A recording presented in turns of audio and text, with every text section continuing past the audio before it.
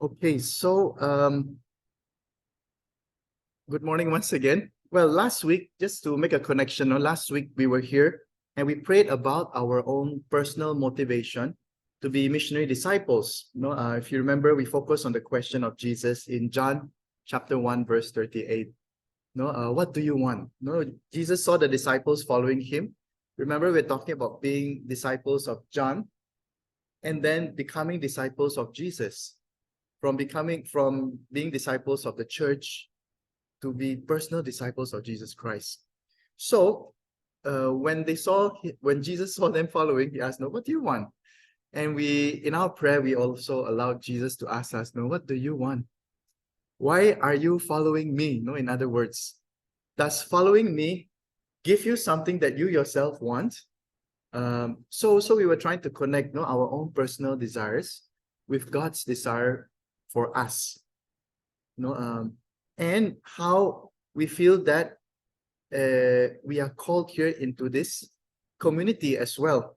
So yes, last week, if you want to know, the question is, what do you want for yourself when you follow Jesus? And I invite you to continue praying about that. What do you want for your own life that you want to follow Jesus in Bourbon Day? But this week, I invite you to pray a second question. It's, what do you want for the community of Bourbon Day? So last week is more, what do you want for yourself? But this week also, especially since you have journeyed a bit longer with us already, you're not first timers, none of you.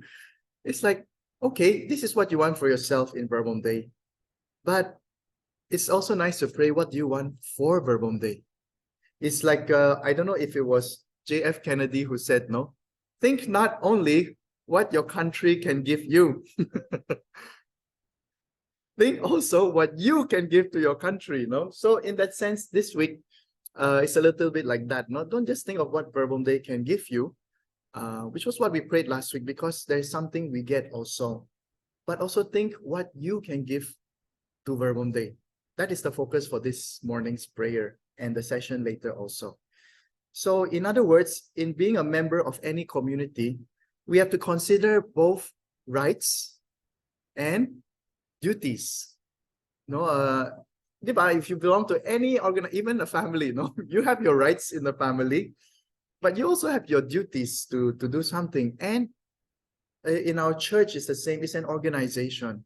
So sometimes, if we are, let's say, involved enough, at least we know what are our rights, the sacraments, confession, when we ask for confession, when we ask for spiritual guidance, or all these are our rights.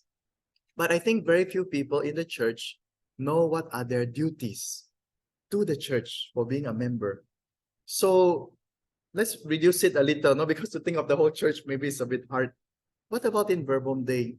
Do you know what are your rights as a member? So if you commit formally, you make a missionary commitment of being a missionary disciple, do you know what are your rights?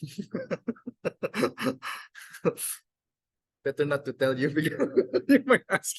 But it's important. That's why last week we were saying sometimes we forget of, like, accompaniment, for example. It's a right.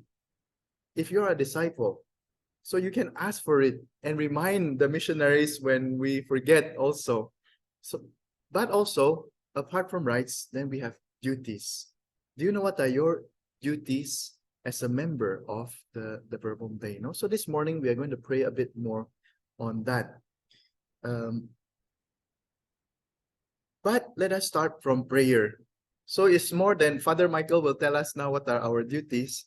Let us try to ask Jesus, so that it can come from within also us. After all our experiences of being in Bourbon Day as a family, what does Jesus want me? In other words, why did Jesus put me in this Bourbon Day family? What does he want me to contribute? This morning, I invite you to pray with one passage, Ephesians chapter 4. I read it in the beginning. Ephesians chapter 4, verses 1 to 16. Basically, our call in Bourbon Day is to form evangelizing communities. When we talk about community, what do we want to give? The main goal is to form and evangelizing community. A community not just for itself, but a missionary community, that evangelizes. That's Verbum Dei. So Ephesians 4 gives us 3 parts that we can consider. Verse 1 to 6, if you like, I'll just divide it so maybe it's easier for you to pray. Verses 1 to 6 is about the quality of relationships in community. So the key word is relationships, Verse 1 to 6 is about relationships in the community. And then verse 17 to 13, if you like, is about gifts, personal gifts, that we are all given gifts in order to build a community. So it's about gifts. And then verse 14 to 16 is about maturity. Maturity, becoming mature and responsible members of the community.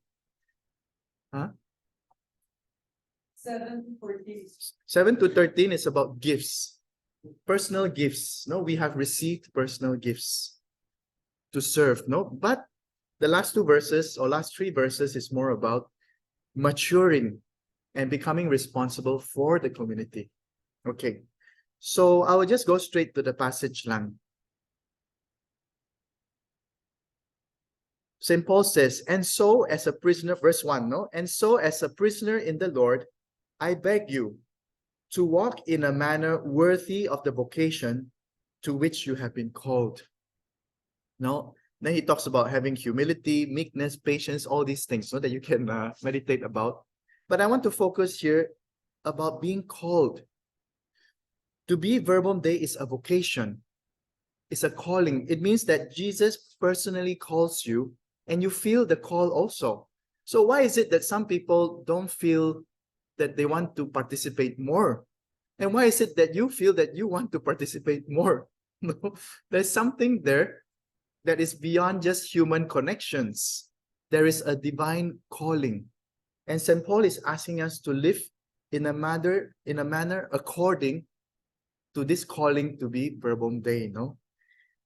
How do we know? Why is this personal calling important? Because then to be Verbum Dei is a matter of attraction, not obligation. When it's a calling, we feel attracted to Verbum Dei. We don't feel obliged,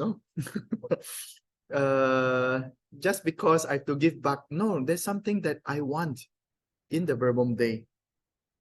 And there are 3 things that we can be attracted to in the Verbum Dei. Normally lang, in Verbum Dei, we talk about 3 pillars. I don't know if you have heard of this, the 3 pillars of Verbum Dei. There are 3 things that we are attracted to. The first is a style of prayer. The style of prayer of Verbum Dei, I don't know why, I like it. Some people find it boring. Long time of silence, so much focus on the Word of God. They prefer to recite something. Maybe that's also a good prayer. But I'm attracted to this style. Maybe that's a calling. So that's the first thing. I'm attracted to the prayer. Second, I feel the need to participate in its mission. Somehow I'm convinced of the mission of Verbum Dei, and I want to participate. How? There's so many ways. Preaching is one of them, but it's not the only way to participate. To support their mission, to accompany others, to invite people to join, to organize the logistics, so many ways. But because I believe in their mission and I feel I want to support it.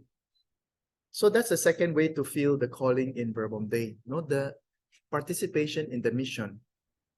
And the third way of being called, of feeling called, is the atmosphere of our community. Some people just don't like Verbum Dei. It's so disorganized. Why is the missionaries one moment they're here, one moment they're not? Once they say this and they change. But in the midst of all that, chaos, there's something about this kind of people that I like to be with them. I don't know why. And it's not just the missionaries. Hopefully the members of the Verbum Dei family also. There's something about their being so simplistic about things, sometimes not so organized, because we focus a lot on relationships in Verbum Dei. when you are so organized, sometimes the relationships can be forgotten. Sometimes we focus so much on relationships, we forget the organization. That is our problem. I mean, it doesn't mean we don't have to improve, no, in those areas. But somehow, because this is what we focus on, it becomes our strong point. And then the rest becomes our weak point. Our strong point is inclusiveness. We want to include everyone. And then when you include everyone, it's more chaos because you get all kinds of people, all kinds of ways of thinking and doing things. But there's something there about the kingdom that I like. And I want to be with that family. No, and we talk about family. We call Verbum Day a family. That's why relationships are so important. No? So these are the three areas, very generally, that we can feel the call to be Verbum Day. The style of prayer, to participate in the mission, and the sense of family or the atmosphere of the community, that I feel attracted to. So maybe we don't understand it perfectly. What is all this thing, about the prayer, the way they live, the way we don't really understand it perfectly. But the point is, I feel attracted. So it's a calling. That's why one of the passages, I think, was it last Sunday or 2 Sundays ago, Jeremiah 27. No, you have seduced me, Lord, and I have let myself be seduced. I like that verse, that the part, I have let myself. So meaning, Lord, you tried to attract me, you called me. But at the same time, I allowed you to attract me because I like it also. Sometimes it's like that when we talk about love, even romance, is I let myself, to be attracted. And if this is the case also in Verbum Day, in this community, then perhaps I am really called, to be Verbum Day. St. Paul also says here in this first part, this calling is about unity as well. So the challenge here, he says, to this you have been called by the one hope of your calling. This is verse 4 if you want. One Lord, one faith, one baptism, one God, and one Father of all. So again, if you say one Father of all, that's why we call ourselves family. What's if there's only one Father? And our main task in this calling is to build up this family as one family. To build up this family as one family. So that's why if you want to pray about it, verse 1 to 6 is a lot about how to build unity. We are all different. And I think the more members we have, the more different we are. But how can we build unity in this family? Because I believe in their mission, because I think their prayer really works, and because the kingdom that I experienced there is real. So I want to build this family. Okay, that's verse 1 to 6. Let me just say something about verse 7 to 13. When I said it's about gifts, right? St. Paul says, yet to each one of us, there has been given grace according to the measure allotted by Christ. So Christ has given to each one of us a special grace, a special gift. And he says in verse 12, these gifts are for the sake of perfection of the saints, to help all the members to grow. In the time of St. Paul, all of us, we are called saints. It's not only those in heaven. So it's nice to know also, we are all supposed to be called saints, those who follow Christ. So for the sake of the perfection of the saints, by the work of the ministry in the edification or the building up of the body of Christ. So God gave us gifts, each one, in order to minister, to have a ministry, to build up the church, to build up the community. What is your gift to build up the Verbum Day community? I invite you to pray this question today. What is your gift, your own personal gift that God has given you to build up this Verbum Day community? I mean, if we feel called not to be Verbum Day, but what is your gift? to build up the Verbum Day community. If you like to be more specific or to use the terms of the church, no? What ministry can you do? What ministry? What about music ministry? I can sing. Not that one. What about? No, just kidding. No, each one of us has a gift, and we know it. We feel it because we have lived it before. But what ministry will you classify that? I invite you that this point about ministry is also something that you can discern in spiritual direction. So spiritual direction is not just about my journey, as we said last week, we prayed about me. What does Verbum Day do for me? It's important also. But in spiritual direction, we are also talking about what ministry can I do for the Verbum Day family and for the mission of Verbum Day. Because when you do share in spiritual direction, sometimes or most of the time, we clarify more what are the needs also in Verbum Day and whether it matches there. And I can really dedicate myself to that and not be confused. What? I like the community, but I don't know what to do. What is it that they want me to do? So it needs that dialogue in spiritual direction in order to clarify, so that it can be, this ministry can be something you can offer as your commitment as a disciple. So this is the clear thing I'm contributing to Verbum Day. And that's it. So no more, no less. No stress in that sense. Okay, so that's the second part. I invite you to pray about also what is that ministry I can do? What is my gift that I would like to contribute? And then we can share more about that also. And lastly, verses 14 to 16. St. Paul says there, so may we then no longer be little children. That's why I said it's maturity, When we come to the community, when we first start, we are like children. We don't know what to do. We don't know how to contribute. And we are thinking of ourselves. Like in any family, diba? When you are little children, you only think about yourself.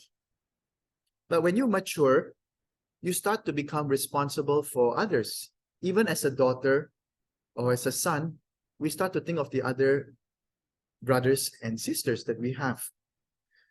So St. Paul is saying, let us no longer be like little children. Instead, let us act according to truth in charity. Let us start to act according to the truth of what we believe and to act in love, in charity. We should increase in everything into Him who is the head, Christ Himself. We should increase, we should grow, in other words. So what does this passage want to say? What I understood this morning, we have one challenge also. So one thing is to pray about our ministry. Another is to pray about our challenge to mature in our dedication to this spiritual family. How can you mature, or how can I mature in my dedication to this spiritual family? So maybe already I have a ministry, but how can I become, if you want to use those terms in the Bible, an elder?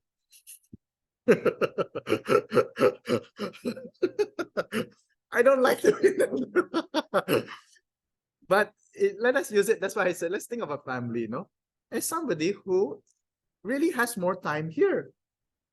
All of you here have more time in the Verbum Day than most others. Well, let's talk about CTK, for example. How can I be a mature member compared to the others? Verbum Day is a spiritual family. And the measure of our growth is our spirituality.